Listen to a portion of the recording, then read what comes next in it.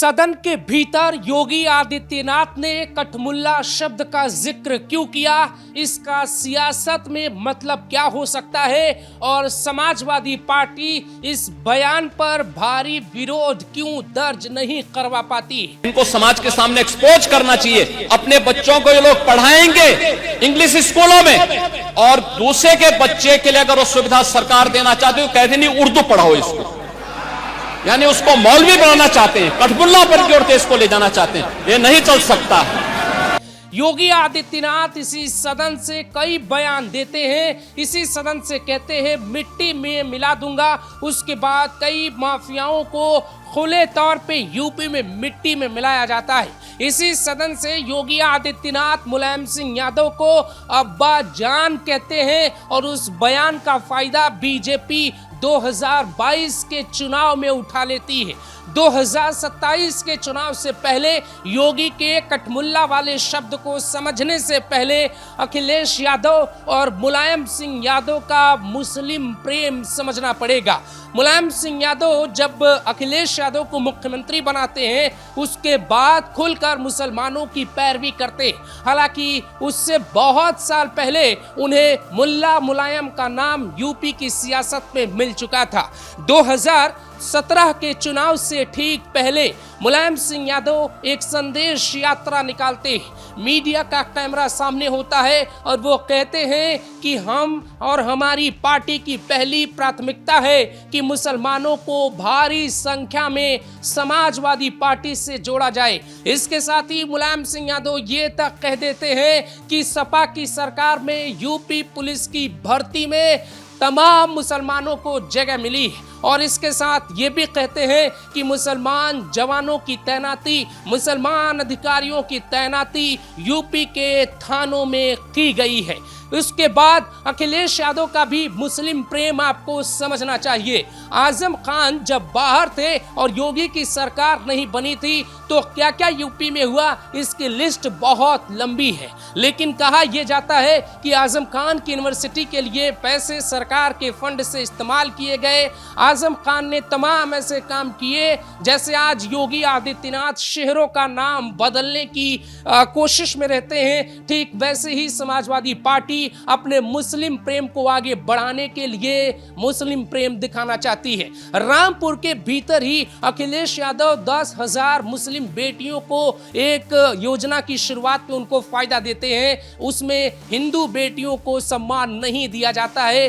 पढ़ाई से जुड़ी योजना में भी समाजवादी पार्टी ने एक धर्म विशेष पर ही फोकस किया। कहा यह भी जाता है कि जब अखलाक की मौत हुई तो समाजवादी पार्टी ने बिना परिवार की इच्छा जताए ही परिवार को न सिर्फ फ्लैट दिया बल्कि भारी भरकम मुआवजा भी दे दिया। इसीलिए योगी आदित्यनाथ के इस कठमुल्ला वाले शब्द का मतलब है समाजवादी पार्टी का मुस्लिम प्रेम वो बार बार दिखाने की कोशिश करते हैं। योगी ये कहना चाहते थे कि अगर समाजवादी पार्टी उर्दू भाषा को समर्थन देते हुए सदन की कार्रवाई में जुड़वाना चाहती है तो वो बुंदेलखंडी या फिर ब्रिजबोली या भोजपुरी का विरोध कैसे कर सकती है। इसी बात पर योगी भड़क जाते हैं और कहते हैं कि ये बाबर वाली बात कैसे कर रहे हो, ये कठमुल्लेपन वाली बात कैसे कर रहे हो। सोशल मीडिया पे बाकायदे योगी इस बात का जिक्र करते हुए लिखते हैं कि यूपी में ये कठमुल्लेपन वाली सियासत नहीं चलेगी। लेकिन योगी इस पहली बार इस तरीके की स्थिति में आए, ये बात आपको भी जान लेनी चाहिए। क्या योगी मुख्यमंत्री की कुर्सी पे बैठे हैं इसलिए ऐसा बोल रहे हैं? क्या योगी आदित्यनाथ को चुनाव जीतना है इसलिए ऐसा बोल रहे हैं? ये तमाम बातें बताएं उसके पहले सुनिए ये कठमुल्ला वाला शब्द आखिर योगी ने कहा क्यों। योगी आदित्यनाथ की सियासत को आप जैसे ही पीछे जाकर देखने की कोशिश करेंगे आप साफ तौर पे देखेंगे कि उनके बयान पहले से ही बेबाक रहे। साल 2017 में जब उन्हें मुख्यमंत्री बनाया गया तो तमाम इंटरनेशनल मीडिया ने मुसलमानों के खिलाफ योगी के बयान को प्राथमिकता से टीवी पर दिखाया, अखबारों में छापा और सोशल मीडिया पे बहस का हिस्सा बना कि क्या योगी आदित्यनाथ को मुख्यमंत्री बनाकर बीजेपी बीजेपी हिंदू राष्ट्र की तरफ आगे बढ़ रही है। योगी आदित्यनाथ चुनाव दर चुनाव एक नारा देते, एक शब्द देते हैं और शब्दों के मतलब से चुनाव पलट जाते हैं। लोकसभा चुनाव में बीजेपी की स्थिति जब खराब हुई तो कटेंगे बटेंगे आया। 2022 में जब बीजेपी की स्थिति यूपी विधानसभा में नाजुक लग रही थी, वोटिंग वाले दिन ही योगी ने कहा कि यूपी को केरल और बंगाल नहीं बनने देंगे। योगी आदित्यनाथ जब काम पर लौटते हैं तो उनके बयान इस बात का इशारा करते हैं। जब अतीक को गुजरात की जेल से यूपी की तरफ शिफ्ट किया गया तो सदन के भीतर ही योगी ने मिट्टी में मिलाने वाला बयान दिया। योगी आदित्यनाथ सहारनपुर की रैली से यूपी को शिमला बना देने का जिक्र करते हैं और वो बात साबित करके दिखाते हैं। तो कठमुल्लेपन बोलने का मतलब क्या है और योगी अब ऐसा क्या करने वाले हैं, ये भी समझिए। दरअसल यूपी के मदरसों में कुछ ऐसा चलता है जिसके खिलाफ योगी सरकार बार बार जांच करवाती है और बार बार कमेटी गठित करती है।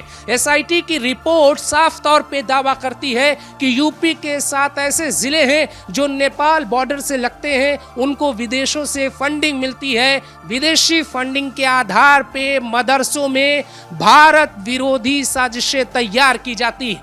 पिछले कुछ दिनों में योगी आदित्यनाथ की कार्रवाई में कई मदरसों पे कार्रवाई की गई। योगी की सरकार 2000 से 5000 मदरसे या फिर इस तरीके के धार्मिक स्थलों को चिन्हित कर चुकी है जहां पे कार्रवाई की प्लानिंग चल रही है। योगी कहना चाहते थे कि अपने बच्चों को इंग्लिश मीडियम स्कूल में पढ़ाने वाले नेता मुसलमानों के बच्चों को मदरसे में क्यों पढ़ाना चाहते हैं? क्या वो देश में एक ऐसी जमात तैयार करना चाहते हैं जो कठमुल्लेपन यानी कि कम पढ़ा लिखा हो या अनपढ़ हो या अपने हक की मांग ना उठा सके? अखिलेश यादव और मुलायम सिंह यादव की ये जो राजनीति है, इसकी भी कहानी आपको समझनी चाहिए। मुसलमानों को पढ़ाने, उनको आगे बढ़ाने, इन सब मुद्दों पे समाजवादी पार्टी ने कभी ध्यान नहीं दिया। मुलायम सिंह यादव ने ये तो कह दिया कि यूपी पुलिस में मुसलमानों की भर्ती हुई, लेकिन ये नहीं बताया कि मुसलमान पुलिस भर्ती के लिए योग्यता कितनी रखते हैं। इन तमाम बातों की तरफ योगी का इशारा था कि मुसलमानों से उन्हें दिक्कत नहीं, उन्हें दिक्कत है मदरसे के उस जंजाल से जहां पे देश विरोधी बातें सिखाई जाती है। यूपी ही नहीं, देश भर के अलग अलग हिस्सों में बीजेपी सरकार में मदरसों पे कार्रवाई हो रही है। आसाम उसका एक बहुत बड़ा उदाहरण है जहां पे हिमंता ने बेबाकी से 1000 से ज्यादा मदरसों पर एक्शन लिया। मदरसों के जरिए हिंदुस्तान में कई लोग ऐसे घुसे जिनके घुसने की अनुमति नहीं होती है। पश्चिम बंगाल हो या फिर यूपी, आसाम हो या फिर कोई और राज्य, हर राज्य में मदरसे की कहानी एक है। लेकिन योगी आदित्यनाथ सदन के भीतर खुलकर इसका विरोध करते हैं कि हम कठमुल्ले वाली राजनीति को जगह नहीं देंगे।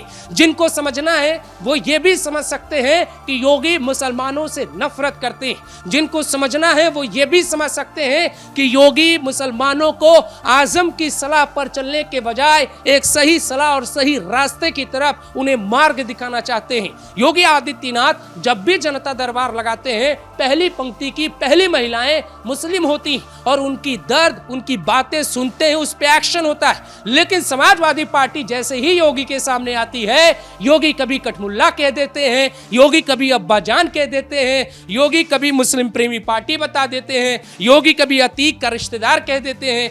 कुल मिला के योगी ये बात साबित करना चाहते हैं कि समाजवादी पार्टी सिर्फ मुसलमानों की यूपी में राजनीति करना चाहती है और अखिलेश मुलायम का प्रेम भी दिखाता है कि समाजवादी पार्टी ठीक उसी रास्ते पे है जैसे योगी सनातन की बात करते हैं, सपा खुलकर मुसलमानों की बात करने लगी।